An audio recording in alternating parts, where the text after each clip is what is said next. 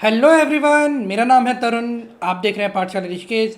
कैसे हैं आप सब लोग? होप करता हूँ आप सब ठीक होंगे। अगर आप चैनल पे नए हैं तो चैनल को सब्सक्राइब कीजिए और बेल आइकन ज़रूर दबाइए ताकि हमारी हर वीडियो की नोटिफिकेशन आप तक पहुँचती रहे। हमारी क्वेश्चन सीरीज़ का अगला भाग आपके सामने है, तो चलिए देखते हैं। उत्तराखंड में वॉल कैलेंडर का संबंध है। उत्तराखंड में वॉल कैलेंडर का संबंध है। चार ऑप्शन है आपके पास: महिला शिक्षा, राजनीतिक जागरूकता, स्वास्थ्य सुविधा या दृष्टि दिव्यांगना। तो इसका आंसर बन जाएगा ऑप्शन डी, दृष्टि दिव्यांगना से।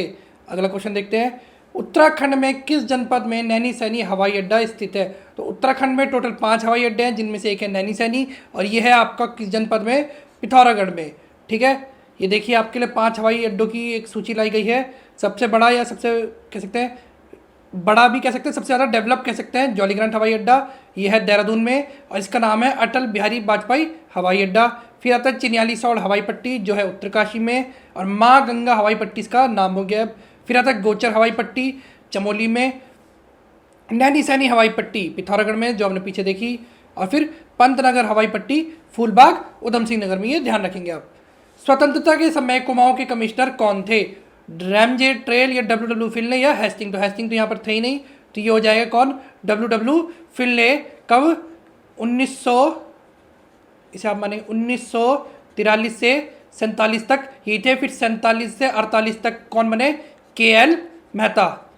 ठीक है ना, के.एल. मेहता। तो ये भी ध्यान रखेंगे, पहले भारतीय कमिश्नर कुमाऊं के। अगर आप रैमजे की बात करें तो रैमजे का कार्यकाल आता है 1856 से 84 तक, और ट्रेल का कार्यकाल आता है 1816 से 35 तक। तो ये भी ध्यान रखेंगे आप, दोनों ही बहुत इंपॉर्टेंट कमिश्नर रहे कुमाऊं के। सुमित्रा नंदन पंत को ज्ञानपीठ पुरस्कार कब दिया गया? तो सुमित्रा नंदन पंत के बारे में हर कोई जानता है, बहुत ही प्रसिद्ध लेखक। तो कब दिया गया था? तो इन्हें दिया गया था 1968 1968 में। इनकी एक पुस्तक आई थी चिदम्बरा, उसके लिए इन्हें पुरस्कार दिया था, ज्ञानपीठ पुरस्कार। अब देखिए सुमित्रा नंदन पंत के बारे में कुछ जानकारी है। पंत का जन्म 20 मई 1900 को कौसानी में हुआ था। सुमित्रा नंदन पंत के बचपन का नाम गोसाईदत्त था। तो ये ध्यान रखेंगे, जैसे बहुत बार पूछा था इस कवि के बचपन का नाम, ये इस कवि का मूल नाम, इस लेखक का बचपन का नाम, बहुत सारी चीज़ें पूछी जाती है, वास्तविक नाम पूछा जाता है, तो ध्यान रखेंगे। सुमित्रा नंदन पंत हिंदी साहित्य के छायावाद युग के कवि थे। छायावाद के 4 स्तंभों में से एक है ये। हिंदी की वीडियो देखी होगी आपने तो आपको पता होगा। पंत जी को 1960 में कला व बूढ़ा चांद रचना के लिए साहित्य अकादमी पुरस्कार मिला था। 1961 में पंत जी को पद्म भूषण मिला। हिंदी साहित्य का प्रथम ज्ञानपीठ पुरस्कार 1968 में चिदम्बरा के लिए मिला था। तो प्रथम ज्ञानपीठ पुरस्कार भी इन्हें मिला। किसे? पंत जी को 1968 में चिदम्बरा के लिए। और अगर हम प्रथम साहित्य अकादमी पुरस्कार की बात करें तो वो किसे मिला था, ये आप बताएंगे मुझे। सुमित्रा नंदन पंत के नाम पर 2015 पर डाक टिकट जारी हुआ। डाक टिकट के बारे में आजकल हम रोज ही बात कर रहे हैं। पंत जी के परामर्श पर ही ऑल इंडिया रेडियो का नाम आकाशवाणी रखा गया। पंत जी की छायावादी काव्य रचनाओं की प्रमुख वीणा, ग्रंथि, पल्लव, गुंजन और ज्योत्सना है। युगवाणी और ग्राम्य, युगवाणी को तो आप बहुत ही ज़्यादा ध्यान रखेंगे। रचनाएं पंत जी की प्रगतिवादी रचनाएं हैं। शिल्पी, रजत शिखर, उत्तरा, उत्तरा भी बहुत ज़्यादा इंपॉर्टेंट है, वाणी भी। पतझड़ नवचेतनावादी काव्य है। पंत जी को प्रकृति का चित चितेरा कवि कहा जाता है। तो सीधा क्वेश्चन बनेगा कि प्रकृति का चितेरा कवि किसे कहा जाता है? उसमें एक ऑप्शन सुमित्रा नंदन पंत भी होंगे, तो आपको वही टिक लगाना है। राज्य सेवा में SC ST व OBC को आरक्षण दिया गया है। आज की जो वीडियो है उसमें हम बहुत से क्वेश्चन ऐसे लाए हैं जो बहुत ही सरल है, लेकिन जो बेसिक अभी शुरू कर रहे हैं उनके लिए वो बहुत इंपॉर्टेंट क्वेश्चन है, तो आप उन्हें भी ध्यान रखेंगे। तो कैसे कैसे आरक्षण है? 19, 4 और 14। SC को 19, ST को 4, OBC को 14% आरक्षण है राज्य सेवाओं में। उत्तराखंड का कुल भौगोलिक क्षेत्रफल है कितना है? उत्तराखंड का कुल भौगोलिक क्षेत्रफल, ये देखिए 4 ऑप्शन है आप पे अलग अलग, तो हो जाएगा ऑप्शन है 53,483 वर्ग किलोमीटर है उत्तराखंड का क्षेत्रफल। ब्रिटिश कुमाऊं गढ़वाल प्रसिद्ध पुस्तक के लेखक कौन है? तो ब्रिटिश कुमाऊं गढ़वाल एक पुस्तक है, उसके लेखक कौन है? SS रावत, प्रकाश पंत, RS टोलिया या फिर शेखर पाठक। तो इसका आंसर बनेगा ऑप्शन सी, RS टोलिया। ये 2 भागों में आई थी ब्रिटिश कुमाऊं गढ़वाल। RS टोलिया की और भी बहुत सारी पुस्तकें जैसे कि पटवारी, घराट और चाय, Uttarakhand 15 years of development, Nain Singh Rawat और जौहर का इतिहास, और भी बाकी काफ़ी पुस्तकें हैं RS टोलिया की, तो ध्यान रखेंगे आप। किस पवार शासक ने शेरशाह सूरी की भांति सड़कें बनवाई थी? शेरशाह सूरी का नाम आता है। जीटी रोड का निर्माण या जीटी रोड की मरम्मत करवाई थी शेरशाह सूरी ने। उसी प्रकार गढ़वाल में भी एक राजा हुआ और वो थे कौन? राजा नरेंद्र शाह। ठीक है ना। देखिए नरेंद्र शाह के कुछ कार्य हैं। राज्य में भूमि व्यवस्था की डोरी पैमाइश प्रथा का प्रयोग किया। तो सीधा क्वेश्चन बनेगा किस राजा ने डोरी पैमाइश का प्रयोग किया? 1920 में बरा व बेगार जैसी कुप्रथाओं को समाप्त किया। ठीक है ना। 1920 में कृषि बैंक की स्थापना नरेंद्र शाह ने करी। देखिए एक कृषि बैंक की स्थापना कीर्ति शाह ने भी करी थी, जिसे बैंक ऑफ गढ़वाल नाम दिया था उन्होंने, लेकिन नरेंद्र शाह ने भी एक कृषि बैंक की स्थापना करी। तो आप दोनों को ही ध्यान रखेंगे। इसमें आपको ईयर भी दिया गया है सॉरी 1920। ठीक है। 1923 ईस्वी को टिहरी में सार्वजनिक पुस्तकालय की स्थापना की गई। तो ये भी ध्यान रख सकते हैं। नरेंद्र शाह ने प्रताप हाई स्कूल को इंटर कॉलेज बना दिया। बनारस हिंदू विश्वविद्यालय को सन 1933 में कीर्ति शाह की स्मृति में 1 लाख रुपए दान में दिए। इस राशि से यहाँ sir Kirti Shah chair of industrial chemistry बनी थी। तो ये भी ध्यान रखना है। बनारस विश्वविद्यालय ने 1937 में LLD की उपाधि दी। तो ध्यान रखना है। 1921 में प्रथम बार टिहरी में जनगणना करवाई गई। तो ये भी ध्यान रखेंगे। 1938 में नरेंद्र नगर में टिहरी हाईकोर्ट की स्थापना हुई, जिसके प्रथम मुख्य न्यायाधीश कौन हुए? बैरिस्टर मुकुंदी लाल। 1938 से 1943 तक। टिहरी में 1934 में रेड क्रॉस सोसाइटी की स्थापना हुई। बहुत बार क्वेश्चन बनता है कि टिहरी में रेड क्रॉस सोसाइटी की स्थापना कब की गई? तो यह है 1934। 1939 में टिहरी राज्य में कुष्ठ विधान पारित किया गया और 1943 ईस्वी में टिहरी राज्य में टीका विधान पारित किया गया। ठीक है ना। तो कुष्ठ विधान 39 और 43 में टीका विधान पारित हुआ। ध्यान रखना आपको। उत्तराखंड में सिंचुंगना ग्लेशियर किस जनपद में है? ग्लेशियर से बहुत सारे क्वेश्चन बनते हैं। सिंचुंगना ग्लेशियर बागेश्वर, पिथौरागढ़, टिहरी या रुद्रप्रयाग। तो कहाँ है? तो ये बन जाएगा ऑप्शन बी, पिथौरागढ़ में है सिंचुंगना ग्लेशियर। आज आपके लिए एक्सप्लेनेशन कम होंगी, क्वेश्चन ज़्यादा है। क्वेश्चन इसलिए जो भी क्वेश्चन आए वो फैक्चुअल है, जो आपको सीधे और सरल तरीके से याद रखने हैं, उनमें कोई एक्सप्लेनेशन की ज़रूरत नहीं है। ठीक है। कविता में पहाड़ किसकी रचना है? कविता में पहाड़ किसकी रचना है? चारूचंद्र चंदोला, चंद्र कुंवर बाल, रस्किन बॉन्ड या बीडी पांडे। तो यह है ऑप्शन ए, चारूचंद्र चंदोला। किस नदी को पुराणों में कौमुदी कहा गया है? किस नदी को पुराणों में कौमुदी कहा गया है? खो नदी, गंगा नदी, गोला नदी या फिर टॉन्स नदी। तो आप ये आंसर बनेगा ऑप्शन ए, खो नदी को कहा गया है। भोटांतिक बोली में साली पुली कहा जाता है। भोटांतिक बोली में साली पुली कहा जाता है त्योहार, आभूषण, वेशभूषा या फिर नृत्य। तो साली पुली कहा जाता है आभूषण को। और अगर आप पुली की बात करेंगे तो बड़े आकार की रोटी को पुली कहा जाता है भोटांतिक भाषा में। ये देखिए भोटांतिक कुछ शब्द या फिर कुछ शब्दावली। भोटिया लोग चावल से बने भोजन को भात या छाकू कहते हैं। तो भात तो हम सभी बोलते हैं गढ़वाल में, लेकिन छाकू अलग नाम है, तो आप ध्यान रखेंगे छाकू। भोटिया द्वारा बनाई गई बड़े आकार की रोटी को पुली कहा जाता है। भोटिया जनजाति के लोग मांस या मीट को शीतकाल के लिए सुखाकर रखते हैं। भोटिया लोग घुटनों तक पहनने वाले कोट परिधान को रगा कहते हैं। ठीक है ना। कोट जैसा होता है जो घुटनों तक आता है, उसे रगा कहा जाता है। भोटियों द्वारा पहना जाने वाला ऊनी पैजामे को गैजू या खगचसी कहा जाता है। तो ऊपर रगा पहना, नीचे गैजू या खगचसी। भोटिया लोग ऊन से बने जूते को बाखे कहते हैं। ठीक है, ये भी ध्यान रखेंगे, जूते को क्या जाता है? बाखे। भोटिया बोली में आभूषणों को साली पुली कहा जाता है, जो हमने क्वेश्चन करा भी। भोटिया लोग चांदी से बनी सिक्कों की माला को बल डंग कहते हैं। तो ध्यान रखना है, चांदी से बनी माला बल डंग, यानी चांदी से बनी माला है तो उसमें बल होगा। ठीक है ना, बल डंग। भोटिया जाति की स्त्रियां वीरावली या पतेली नामक आभूषण सिर पर पहनती है। तो पतेली से बहुत बार क्वेश्चन बनता है कि पतेली नामक आभूषण कहाँ पहना जाता है? तो सिर पर पहना जाता है। ये आप इस तरीके से याद कर सकते कि पतीले को सिर पर रखकर ले जाया जा रहा है कहीं पर। मनसाली एक प्रकार की लाल मनके की माला होती है।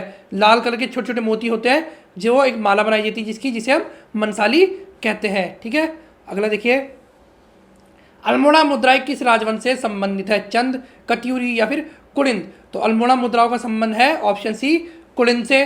कुलिंद में 3 प्रकार की मुद्राएं होती है। अल्मोड़ा लिख लेते हैं आपके लिए, अल्मोड़ा, अमोघवती और छत्रेश्वर।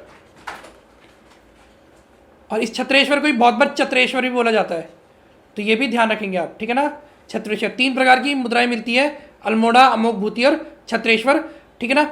और इनमें अलग अलग राजाओं के अलग अलग नाम मिलते हैं, कहीं किसी में किसी राजा का नाम होता है, किसी में किसी राजा का नाम। इसके बारे में अभी फिर कभी डिस्कस करेंगे।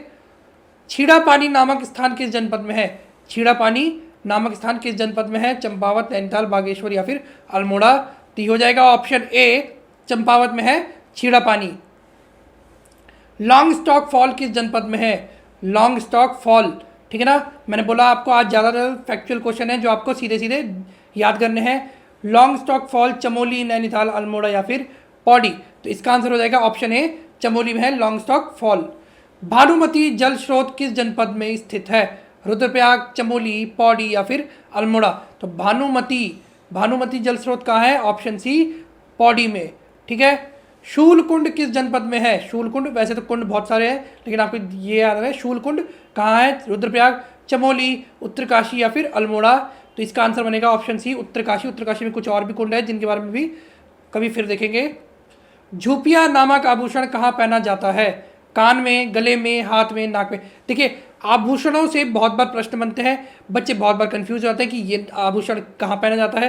तो हमारी कोशिश रहेगी रोज अब से जो भी क्वेश्चन सीरीज होगी उसमें 1 से 2 क्वेश्चन आपके लिए आभूषणों से लाए जाए ताकि आपको धीरे धीरे याद लग जाए। तो झुपिया पहना जाता है कहाँ पर? गले में, ठीक है ना। जैसे आपने पानी पिया वैसे आप उसे राइम कर सकते हैं, झुपिया गले में राइम करके आप याद कर सकते हैं, ठीक है ना। उत्तराखंड में बंदूक वाले मास्टर के नाम से जाना जाता है? कल्याण सिंह रावत, लखपत सिंह रावत, नैन सिंह रावत या फिर इनमें से कोई नहीं।